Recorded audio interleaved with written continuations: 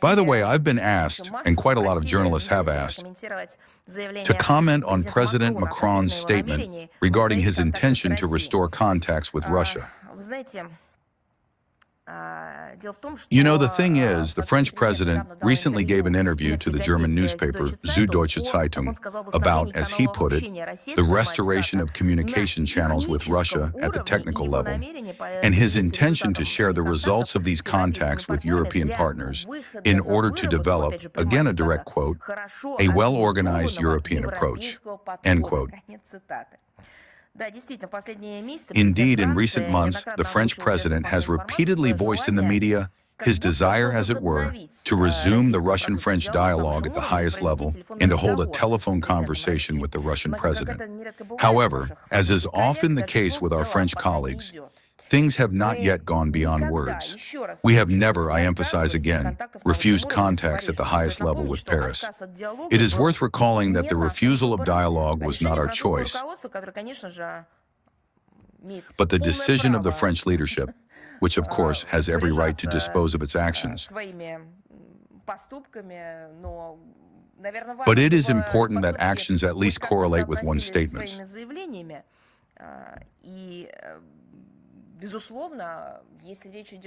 And certainly, if it is a matter of a desire to correct previous errors committed at the Élysée Palace, it seems to me that this impulse is very, well, sincere, probably. But again, well, he needs to back it up with deeds. And indeed, this impulse could only be welcomed. The question is whether the French truly intend to correct the errors or are playing a tactical game.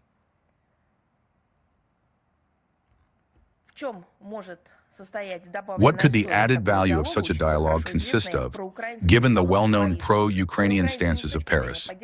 Pro-Ukrainian not from the point of view of supporting Ukraine's statehood, supporting its culture, its history. No, what is meant is the support for the terrorist and extremist activities of the Kiev regime. The other day we were saying how many terrorist attacks, extremist outbursts, and shellings have occurred during these days. How many of the civilian population have died? How many children were wounded? The Kiev regime does all of this with the use of weaponry supplied by the West and with the money that the West hands over to it. Of course, the role of the Élysée Palace in this is enormous. The question: have we heard anything from the President of France condemning the terrorist attacks of the Kiev regime? No. It is no secret to anyone that it was specifically the French side that brought down Russian-French bilateral relations, fundamentally undermined trust both in its own ability to reach agreements.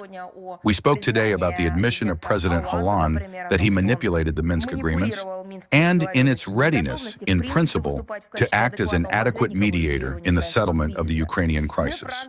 It is France that remains the flagship of the anti-Russian course in Europe, actively inflating the myth of a Russian threat, now allegedly in relation to all of Western Europe. And Paris is also one of the main sponsors of the Kiev regime. Talk of deploying military contingents of NATO countries, including French troops, under one label or another in Ukraine is in full swing. We have repeatedly pointed to the danger of such plans. It must be admitted that few other European states do as much today to undermine Russian-American negotiating efforts as France. Therefore, we prefer to judge former partners not by words and promises, but by actions. We've said this repeatedly. Therefore, we harbor no illusions regarding the true intentions of Paris concerning the resumption of dialogue with Moscow. For now, we have every reason to believe that behind this stands not so much a readiness to negotiate seriously with our country, taking into account its fundamental interests, as a desire to wedge into the negotiation process and attempt to impose on us the settlement options promoted by the European Union and the so-called coalition of the willing. Why do I say so-called? The fact that they claimed they wanted peace, but in reality, what we see is that they do not desire peace at all, and rather they desire the settlement options promoted by the EU's coalition. Well, I have already commented on them today from the perspective of Callas's statement,